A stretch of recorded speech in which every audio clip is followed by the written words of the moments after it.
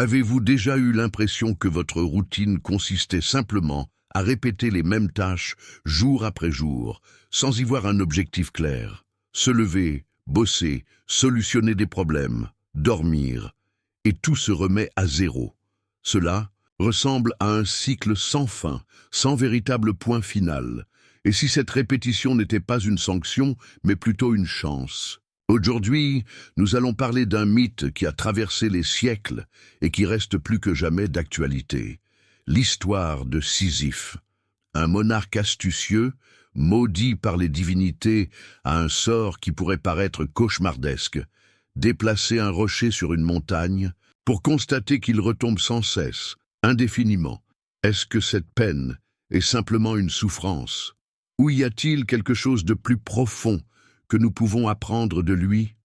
Si vous vous êtes déjà demandé s'il y avait un sens à vos tâches quotidiennes, si vous avez toujours voulu trouver un but, même dans les moments les plus fatigants, cette vidéo est pour vous. Restez jusqu'à la fin, car en comprenant Sisyphe, vous découvrirez peut-être une nouvelle perspective sur votre propre vie. Maintenant, avant de continuer, pourquoi ne pas réfléchir un instant? Qu'est-ce qui fait qu'une chose a de la valeur? Le résultat final, ou le chemin parcouru? Si vous aimez les réflexions profondes, comme celle-ci, et souhaitez en découvrir davantage sur les significations cachées des mythes, abonnez-vous à la chaîne maintenant. Cela aide beaucoup à continuer à vous apporter du contenu enrichissant. Chapitre 1. L'homme qui a trompé la mort. Avant d'être condamné à sa tâche éternelle, Sisyphe n'était pas un homme comme les autres. C'était un roi de Corinthe, un maître dans l'art de la ruse, quelqu'un qui défiait les dieux avec sa vive intelligence et son ambition sans limite. Mais qu'est précisément cette capacité à manipuler le destin qui a conduit à sa punition? On dit qu'il a trompé la mort elle-même, non pas une fois, mais 2 fois. Tout d'abord, il captura Thanatos, le dieu de la mort, l'emprisonnant de telle manière que personne d'autre ne puisse mourir. Imaginez, un monde où personne ne périt mais où personne ne peut avancer. Tout stagne sans fin, sans renouvellement. Ce qui semble être un triomphe se révèle bientôt être un problème. Lorsque les dieux rétablissent enfin l'ordre, Sisyphe utilise une autre ruse pour s'échapper des enfers.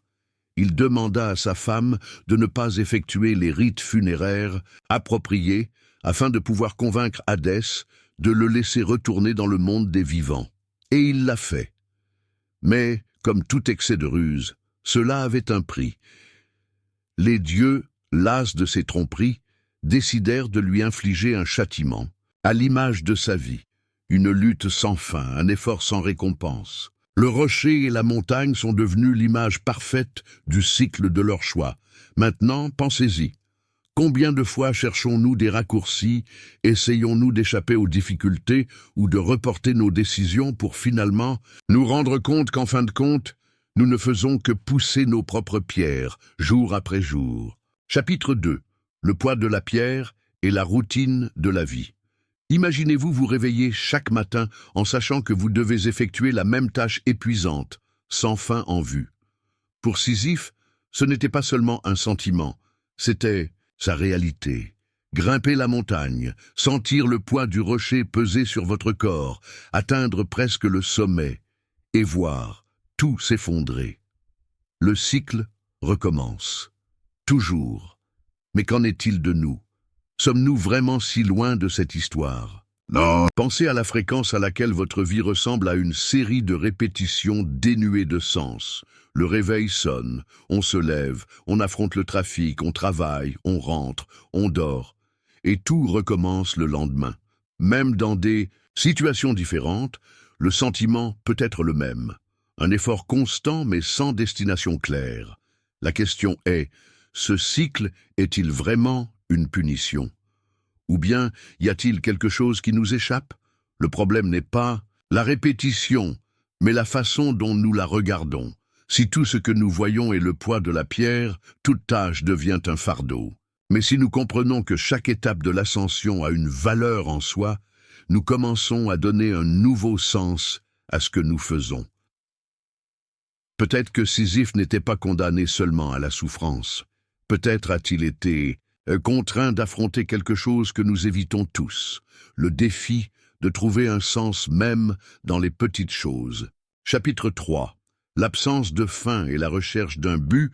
Quand on pense à l'histoire de Sisyphe, il est facile de se perdre dans l'idée qu'il est simplement puni.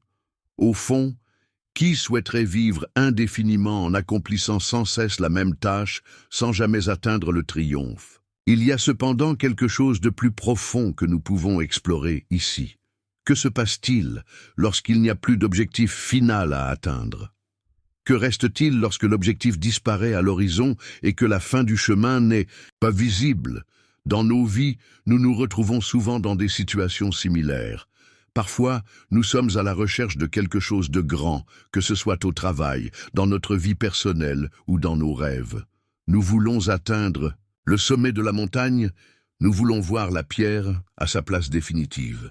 Et ainsi, nous continuons à pousser nos propres pierres sans nous rendre compte que leur poids commence à nous consumer. Cependant, ce que Sisyphe nous enseigne, c'est que, même sans fin définitive, il est possible de trouver une sorte de satisfaction et de but. Il est obligé de continuer, mais il n'y a aucune raison pour que la même idée de récompense qu'il a soit limitée au seul sommet de la montagne. Le sens de votre voyage réside dans l'effort lui-même, dans les petites victoires en cours de route, dans la persévérance même sans la promesse d'une fin glorieuse. Pensez-y. Combien de fois vous êtes-vous senti démotivé parce que vous ne voyez pas clairement la fin de ce que vous faisiez? C'est peut-être une carrière qui semble avancer ou un projet personnel qui semble sans fin. Mais la valeur de tout cela n'est-elle pas précisément dans le processus lui-même? Pas dans les récompenses finales, mais dans les petites réalisations et l'apprentissage que nous acquérons à mesure que nous repoussons les obstacles jour après jour. La vérité est que la poursuite incessante de résultats immédiats, d'une fin rapide, éclipse souvent les leçons que nous pouvons apprendre en cours de route. Ce que Sisyphe, dans son éternelle répétition, pourrait nous enseigner, c'est l'importance de ralentir et de profiter du processus, même lorsqu'il semble ne mener nulle part. Le sens de la vie ne réside souvent pas dans la ligne d'arrivée, mais dans les chemins que nous choisissons de suivre et les étapes que nous décidons de franchir en cours de route. Chapitre 4. L'importance du processus. Trouver de la valeur dans la répétition. Maintenant, imaginez ceci. Vous vous réveillez chaque jour et faites face aux mêmes défis. Le travail, les responsabilités, les petites frustrations. Et vous vous demandez à quoi ça sert? Il semble que le cycle ne se brise jamais. La sensation de simplement pousser le rocher commence à prendre le dessus, et le poids de la routine devient plus difficile à porter. Mais la répétition, cette constante, n'a-t-elle pas une valeur intrinsèque que nous ignorons souvent? Il est facile de penser que l'objectif final est la seule chose qui compte. Cette victoire, cette reconnaissance, ce succès sont ce qui nous fait continuer. Mais si Sisyphe lui-même, bien qu'obligé de répéter sans cesse la même tâche, commence à trouver de la valeur dans l'action elle-même, qui sommes-nous pour penser que notre voyage n'a aucun sens? Si nous nous arrêtons pour y réfléchir, nous nous rendrons compte que de nombreuses tâches que nous effectuons dans notre vie quotidienne peuvent sembler insignifiantes ou épuisantes à première vue. Mais que se passerait-il si ce travail répétitif était en réalité ce qui façonne notre patience, notre résilience et notre capacité à grandir? Sisyphe n'a pas le choix. Il doit faire rouler le rocher jusqu'au sommet de la montagne. Mais d'une certaine manière, il est le maître de ce voyage. Il est le seul à savoir ce qu'il ressent réellement lorsqu'il aborde l'ascension. Et c'est là que se pose la grande question. Que rencontre-t-il pendant ce processus? Il n'a peut-être pas de récompense ultime, mais il a le contrôle sur la façon dont il perçoit l'effort. Dans notre vie quotidienne, qu'est-ce qui nous empêche d'adopter une approche similaire? Si la victoire n'arrive pas rapidement ou clairement, si le bout du tunnel est encore loin, pourquoi ne pas essayer de regarder ce que nous avons déjà maintenant? La capacité à accepter la répétition, à se concentrer sur la qualité de nos actions quotidiennes et ce qui peut transformer une tâche simple en quelque chose de plus significatif. Lorsque nous pouvons trouver de la valeur dans le processus lui-même, dans les petites victoires de chaque jour, nous commençons à réaliser que la véritable satisfaction vient du voyage et non de la ligne d'arrivée. Et nous ne parlons pas simplement d'efforts sans fin, sans récompense. Sisyphe, bien que condamné, peut trouver une sorte de paix en embrassant sa tâche. Il apprend à donner un sens à ce qui semblait n'en avoir aucun. Tout comme nous, si nous pouvons considérer notre routine non pas comme un fardeau, mais comme une opportunité de croissance, nous pouvons commencer à voir la vie avec des yeux différents. Au lieu d'attendre un grand changement, nous pouvons donner du sens à ce que nous faisons déjà. La pierre n'est plus une condamnation, elle devient un outil pour trouver quelque chose de plus grand en nous-mêmes. Chapitre 5. La libération dans l'acceptation. Sisyphe, avec son immense pierre, vit sans but final. Il se retrouve coincé avec la tâche d'escalader la montagne, sachant que l'effort sera vain. Mais que se passerait-il si la clé pour trouver un but n'était pas de résister au destin, mais de l'accepter? Que se passerait-il si, au lieu de lutter contre la répétition, il était capable d'adopter le processus avec une nouvelle perspective? En fin de compte, la plus grande leçon que nous pouvons tirer de l'histoire de Sisyphe concerne l'acceptation. Accepter notre réalité ne signifie pas se conformer à la souffrance ou au manque de sens, mais plutôt trouver la paix dans ce que nous ne pouvons pas contrôler. La pierre, qui semblait au départ un fardeau insupportable, pouvait devenir aux yeux de Sisyphe un symbole de résistance et de force intérieure. Maintenant, imaginez cela dans nos propres vies. Combien de fois résistons-nous à la routine, au travail, aux engagements quotidiens, simplement parce que nous ne voyons pas la fin? Nous essayons d'éviter ce que nous considérons comme une répétition inutile, sans réaliser que la véritable transformation se produit lorsque nous acceptons notre situation et y trouvons de la valeur. L'acceptation n'est pas synonyme de passivité. Il s'agit de réaliser que lutter contre ce que nous ne pouvons pas changer peut être plus douloureux que de simplement accepter la réalité telle qu'elle est. Accepter ne signifie pas abandonner, mais choisir une nouvelle façon de se comporter face aux défis. Sisyphe, s'il comprenait cela, pourrait voir son voyage différemment, non pas comme une punition, mais comme une opportunité de grandir à chaque pas. Et c'est pareil pour nous. Lorsque nous acceptons nos routines, nos responsabilités et même les tâches les plus répétitives, nous commençons à voir leur valeur. Le voyage de la vie ne se résume pas seulement à de grands moments et à des réalisations. C'est dans les petites choses que nous trouvons la véritable essence de notre expérience. Parfois, la libération vient de la capacité d'arrêter de lutter contre la répétition et de trouver plutôt un nouveau sens à chaque répétition. Imaginez alors si, comme Sisyphe, nous pouvions regarder nos tâches quotidiennes avec des yeux différents, en y voyant la valeur de la persévérance et du dévouement, si nous arrêtions d'attendre une grande récompense à la fin et commencions à voir chaque instant comme une opportunité de grandir et d'apprendre. C'est le pouvoir de l'acceptation. Lorsque nous cessons de lutter contre la répétition, nous pouvons trouver la liberté en elle. Chapitre 6. Transformation par la pleine conscience. Imaginez maintenant si, au lieu de lutter contre la répétition ou la fatigue de la tâche quotidienne, vous pouviez être pleinement présent à chaque instant de votre voyage. Cela ne signifie pas simplement suivre le mouvement, mais plutôt vivre réellement l'action, absorber chaque sensation et prêter toute attention à ce qui se passe. Sisyphe, forcé de pousser le rocher, pourrait être un exemple de la façon dont la pleine conscience, cette pratique d'être complètement présent, pourrait transformer votre expérience. Il se pourrait qu'il réalise au fond que la tâche en elle-même n'est pas le problème, mais la façon dont il s'y rapporte. Lorsque nous intégrons la pleine conscience dans nos vies, nous commençons à réaliser à quel point nous sommes déconnectés de l'expérience que nous vivons.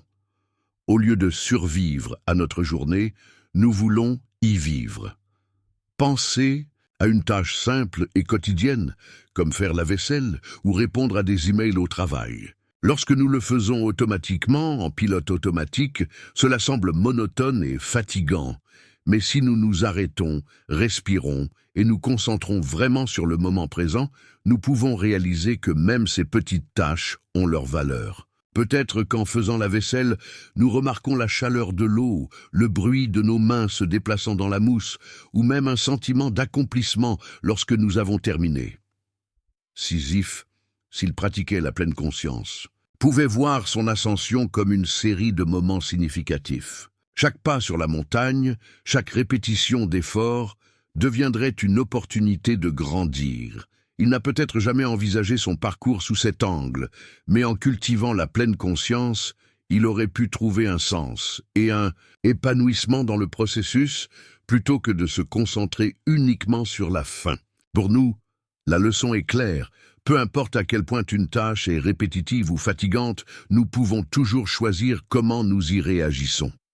Lorsque nous faisons cela avec attention et présence, nous pouvons transformer l'expérience. Et c'est là que la magie opère. Au lieu de fuir la répétition, nous pouvons l'accepter, ressentir chaque mouvement et remarquer la croissance qu'il apporte. Intégrer la pleine conscience dans nos routines peut donc être un moyen de trouver un sens même aux tâches les plus simples et apparemment sans importance. Le secret ne réside pas dans ce que nous faisons, mais dans la façon dont nous le faisons. En transformant notre façon de vivre chaque instant, nous pouvons donner un nouveau sens à ce qui semblait autrefois n'être qu'une simple répétition. Chapitre 7. Redéfinir le but, la valeur du voyage. Nous sommes arrivés au dernier chapitre de l'histoire de Sisyphe, mais c'est peut-être, d'une certaine manière, le plus important. Le mythe de Sisyphe, dans toute sa répétition infinie, nous met au défi de regarder nos propres vies d'une manière différente. Plutôt que de considérer le travail, les responsabilités et les tâches comme un fardeau insupportable, il est peut-être temps de reconsidérer la façon dont nous définissons le but et le succès. La véritable question que l'histoire nous pose est: comment pouvons-nous redéfinir notre propre objectif pour trouver un sens dans la répétition? Si Sisyphe était capable de changer de perspective, il pourrait considérer l'ascension de la montagne non pas comme une punition, mais comme une opportunité de devenir plus fort, plus résilient, plus capable de faire face aux défis de la vie. Il pourrait se rendre compte que le sens ne réside pas seulement dans le résultat final, mais dans la façon dont il vit chaque instant du voyage, dans l'effort constant, dans la résistance et dans l'acceptation qu'il n'y a rien de mal dans le processus. Et c'est pareil pour nous. Souvent, nous nous concentrons tellement sur la poursuite de l'objectif final, la récompense, que nous oublions la valeur du voyage. Le processus, les étapes quotidiennes, les petits moments de réussite et de dépassement, tout cela est perdu lorsque nous nous concentrons uniquement sur la fin. Le secret n'est pas de s'attendre à un grand changement, mais de changer notre façon de voir ce que nous faisons déjà. Dans notre vie quotidienne, nous pouvons appliquer la leçon de Sisyphe en voyant la valeur de ce qui semble répétitif ou sans but. Au lieu de lutter contre nos routines, nous pouvons apprendre à aimer le voyage. Nous pouvons redéfinir le but, non pas comme un objectif final, mais comme l'apprentissage et la croissance que nous réalisons à chaque étape. Trouver de la valeur dans notre quotidien, dans notre cheminement, nous permet de vivre plus pleinement, avec plus de conscience et de gratitude. Sisyphe ne se contente donc pas de pousser le rocher à travers l'éternité. Il nous enseigne que la véritable libération réside dans l'acceptation du fait que souvent, la valeur même de la vie vient de la façon dont nous gérons la répétition, l'effort continu et la façon dont nous trouvons un but même dans des choses qui semblent sans fin.